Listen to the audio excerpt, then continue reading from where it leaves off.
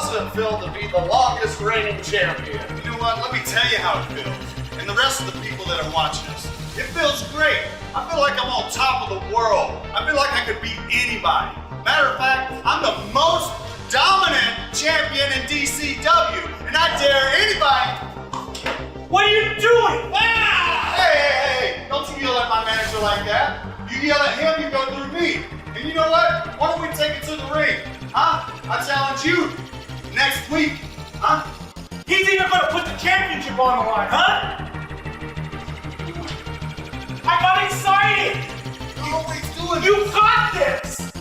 From the Gateway in downtown Salt Lake City, Utah, this is Devotion Championship Wrestling. Ladies and gentlemen, welcome to yet another episode of Wrestling at the Gateway. Your host here, Lauren Gardner, the Cicerone, calling the action on tonight's hard-hitting episode.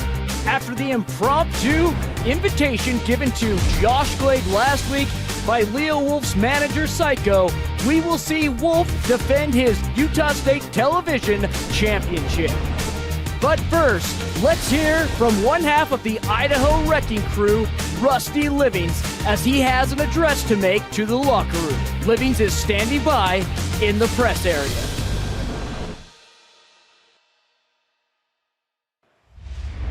I already know that you're watching Devotion Championship Wrestling Thursdays on Fite, and if that's the case, then you already know why I'm angry. You already know why James Grimm, the Tree City Giant, isn't standing by my side today. He's off taking care of Idaho business. And with that being said, what you may not know is that I will take care of things by myself for the foreseeable future. I will step into that ring, toe-to-toe, mano-a-mano with any man. That means I'm in that locker room looking for a fight. I'm looking for retribution. And when an outlaw is out for revenge, that's the kind of thing that make movies about. Step up, get wrecked, Outlaw Rusty Livings. Who will step up or get wrecked? We'll find out after this.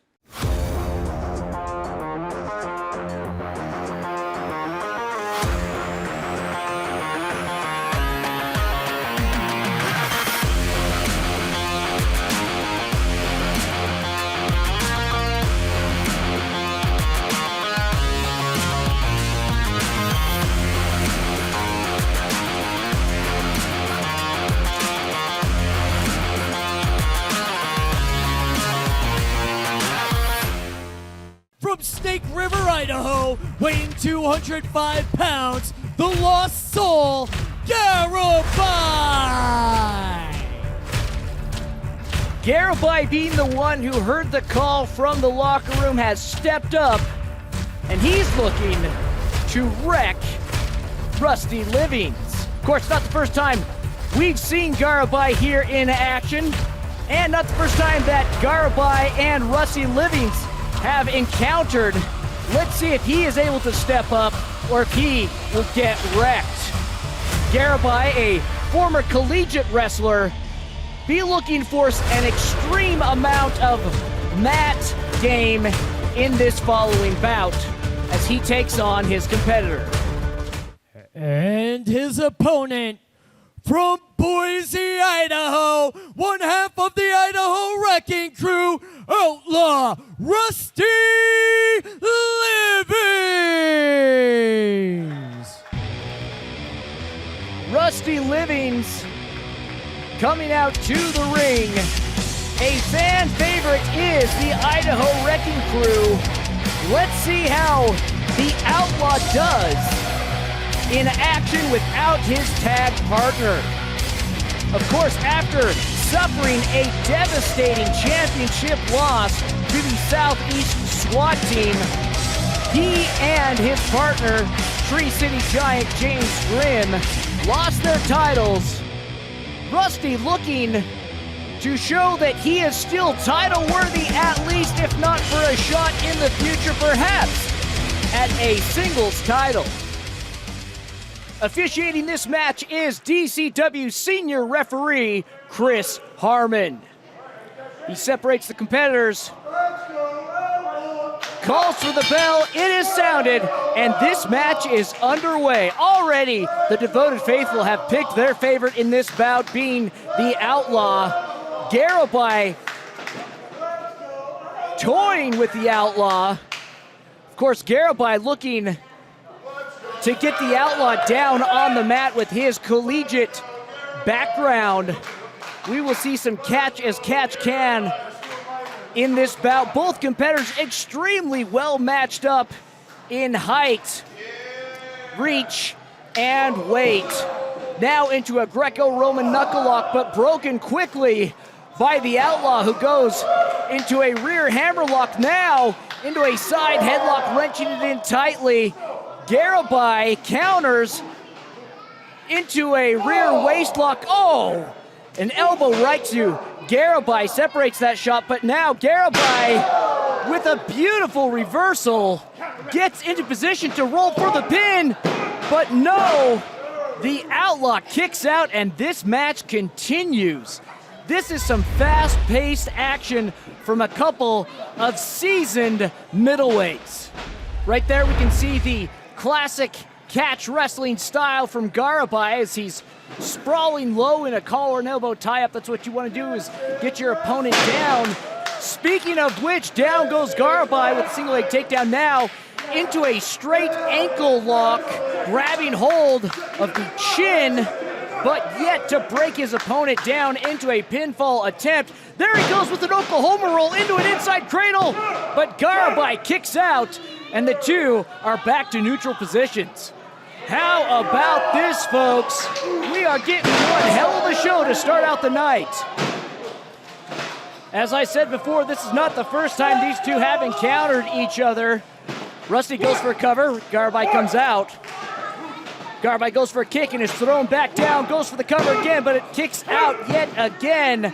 These two know each other very well, despite this being their first time to go at it in the squared circle under the banner of Devotion Championship Wrestling.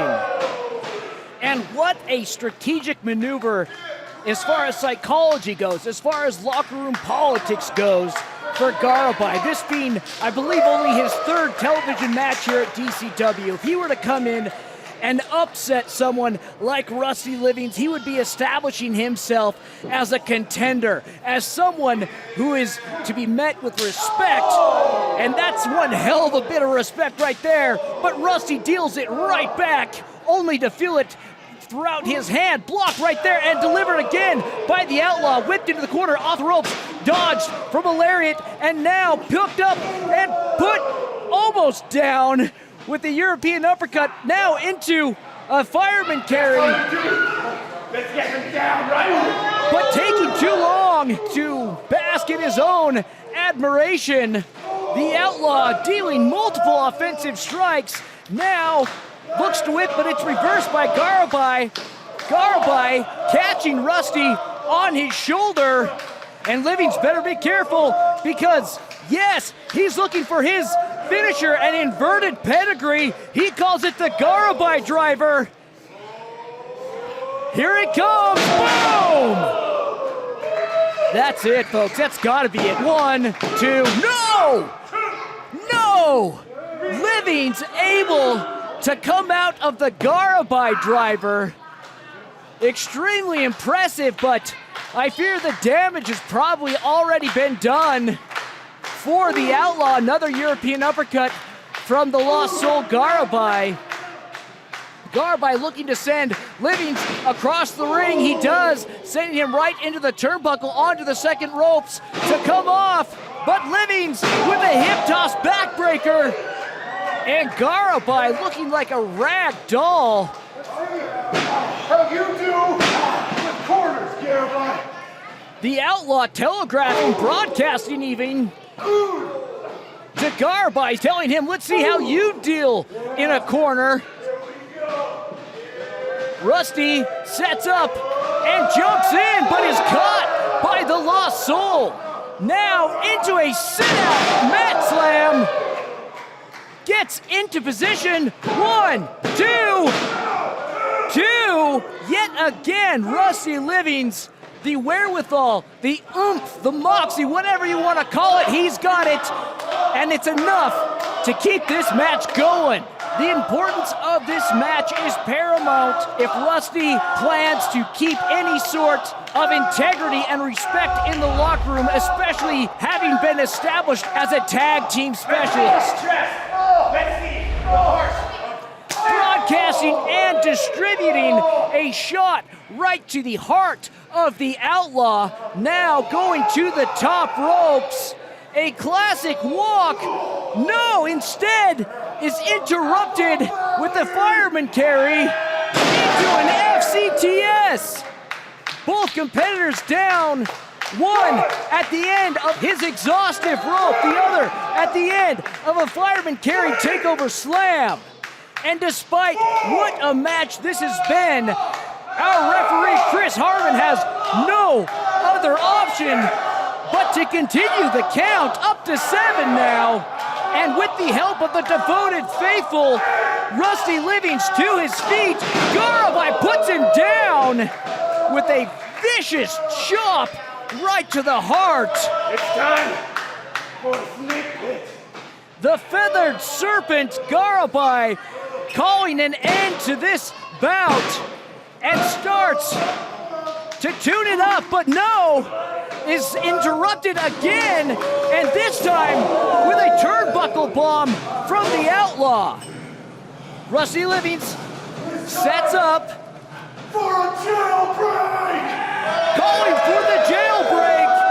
Up and down. This could be it, folks. Rusty, slow to continue, but makes it. 1, 2, and that's it, folks. Ladies and gentlemen, your winner, Outlaw Rusty Livings. The Outlaw making good on his challenge and invitation to the locker room, met by a familiar foe, the lost soul, the feathered serpent, Quetzalcoatl, rebirthed Garibai. And if there's one law that any outlaw can adhere to, it's a law of respect. He might live outside the rules, but he doesn't live outside brotherhood and respect. A great show of honor from Rusty there, shaking hands with Garibai. With a partner or not, I think Rusty Livings has shown us that he is deserving of a chance for gold around his waist. Folks, we've got more to come.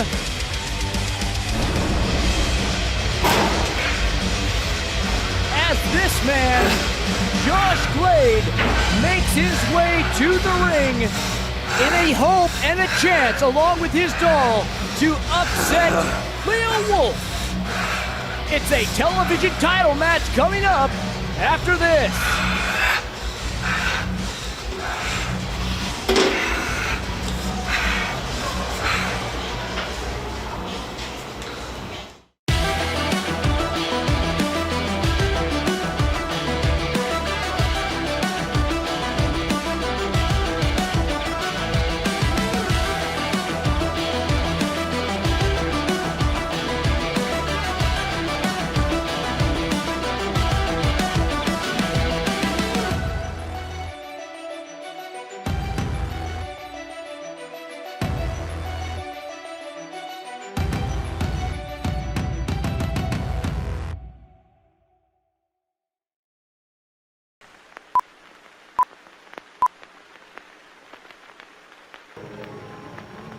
Attention!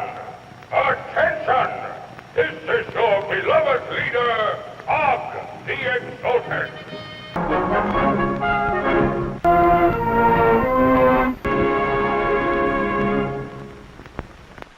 Doesn't he have any friends? Is it a good idea to have friends? Would it be more fun to have friends to play with? Maybe having friends would be a good idea. But who? How can you find friends?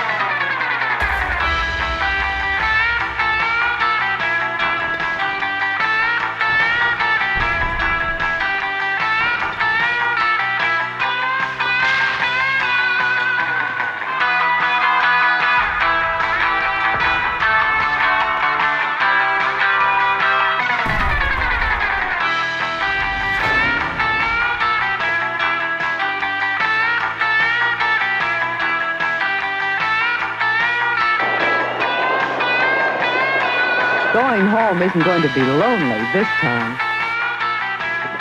It is fun to be with your friends. That's good. Can you think of other things you can do to make change? Not the reception that any champion wants to receive, but for some reason it doesn't bother Leo Wolf and his manager Psycho. Our referee for this bout, senior official Chris Harmon, the one tasked with making sure that everything goes within the rules of the squared circle. Having held up the gold into the quarrel of the devoted faithful, the bell is sounded and this championship match is underway. Okay, I'll take it out on your prodigy boy right here. This guy, you can't even talk. You can't even say anything. All he does is run all the time. Is that all you got? Huh? Choice words said to a man of very few. A push to the face gets things started. Leo Wolf into a side headlock. Both men have a fairly close comparison in reach and height, but definitely as Leo Wolf confronts the disadvantage that he has when it comes to weight in this match. Goes for it a second time and meets the same fate. Goes for it, no! Instead, delivers a shot right to the cheek of the contender. Off the ropes comes Glade and puts the champion down with a stiff shoulder, followed up with a right roundhouse, scoops up the champ, and plants him into the mat. Chris Harmon letting Psycho know that he is getting his first warning. Glade now wanting to deliver a warning of his own. Perhaps Glade suffering from the remembrances of Dr. Psycho, but instead, Leo Wolf donkey punches the unsuspecting Glade as the two competitors now trade blows back and forth to each other's frontal lobes. A knee to the breadbasket, and now running Glade face first into the hardest part of the ring, the iron ring posts. Leo Wolf breaks the count and returns back out to Glade, who is supine, pulling Glade up by the forehead and wrenching on his neck. The two now up to a 5 count. Leo Wolf, a veteran of all rules of the ring, breaks the count, and Chris Harmon is forced to start again. Glade stops Wolf's attempts at planting his face into the apron and delivers a little tit for tat. Now, with Wolf back into the ring, Glade follows behind, hitting the champion with a wind-up headbutt. With Wolf now in the corner, Glade, using those big old frying pan ham hocks of his, delivers a shot right to the heart of Leo Wolf. Wolf, who tried to create some separation, is pursued and gets another shot. Oh boy. Now creating separation, but this time confronts it with a knee and a double axe handle hammer strike to the back of the contender. Wolf now targets the breadbasket of the contender, does a wind-up headbutt of his own. Glade seemingly on his heels, and Wolf illegally choking Glade. Gets up to a 4 count, does referee Chris Harmon. Wolf returns, grabbing the hair, and delivers a strike to the forehead. The devoted faithful letting the champion know what they think of him. Goes for a whip, but it's reversed. Comes back across, comes off the ropes, and delivers a flying shoulder tackle. taunting the devoted faithful. Backing it up now. Oh! With a kickstart knee delivered to Wolf's forehead. First it was rabies, now it's fleas. The devoted faithful doing their part to try and psychologically break down Leo Wolf for Glade. Wolf maintaining back control on Glade, delivers another shot right to the L4. Glade into referee position, looking to get to his feet, makes it to the ropes, but that's not going to stop Leo Wolf. We know he will use that 4 count to all of its extent. Glade fires a ripcord elbow followed by another, gets to his feet, but is hit and put right back on the ropes with a wound up, right on target, right hook from Leo Wolf. Oh, and this is what you would expect. Classic Psycho. He gets in, he does some damage, and he gets out. There is hardly ever a chance that he is ever spotted nor suspected by a referee. Leo Wolf now goes for the cover. 2. Shoulder up by Glade, and this match continues. Leo Wolf, always happy to have a little backup in his compatriot, his partner in crime, his manager, Psycho. Wolf now looking to employ a octopus hold, perhaps, no. Seeing the perhaps girth of Glade, opts to just go back to pounding the forehead. No, now into a better position, even more so for that stretch. Oh, I see. Yeah, he wanted to get into a position in which Chris Harmon could not see. What's going on? Classic Psycho, always in the right position. You know, we talk a lot about ring awareness. Psycho displaying outside ring awareness, or perhaps even better said, referee's awareness. Seen now and caught in the act by referee Chris Harmon. Taken over and thrown onto his back by Leo Wolf. Put back down with a back elbow. Sidestep back elbow again, puts down. Glade now calling for a choke slam. Wolf retaliating with a couple of shots to the ear. Now into a fireman carry. Glade able to escape. Scooped up. No, Psycho tripping up. And is that it? What happened? What's the call here, folks?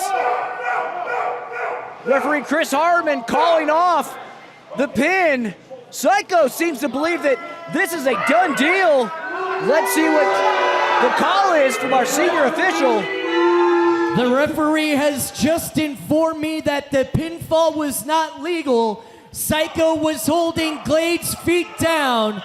This match will restart, and Psycho is banned from ringside.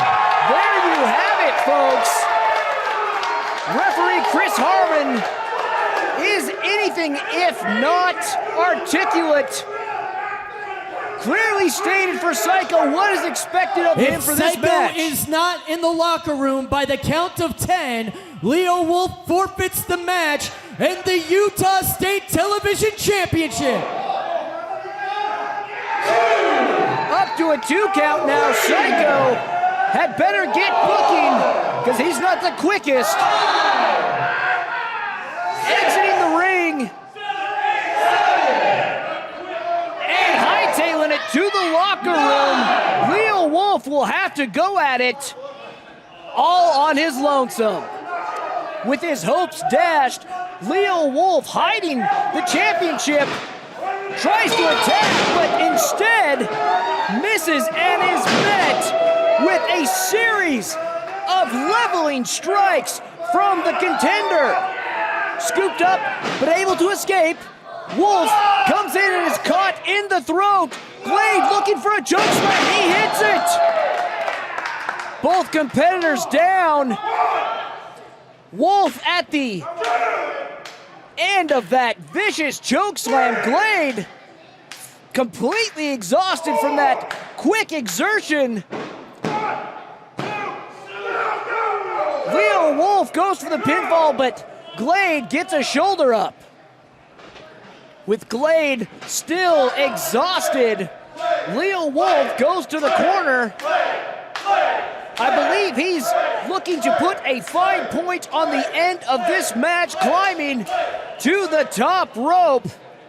Glade stirring and gets to his feet, catching Leo Wolf and puts him back down with another chokeslam. Pulling the champion into the corner. Glade himself now ascends to the second rope and comes down. 1, 2, and that's it, folks! Ladies and gentlemen, your winner and new Utah State Television Champion, Josh Glade! There you have it, folks! An upset for Josh Glade, beating the incumbent champion Leo Wolf, showing what he is capable of when the odds are level. What a night, folks! Thank you so much for joining us, taking the time to spend here with us at Devotion Championship Wrestling. I'm Lauren Gardner, the Cicerone, and as always, until next time, stay devoted. Now I will kill you.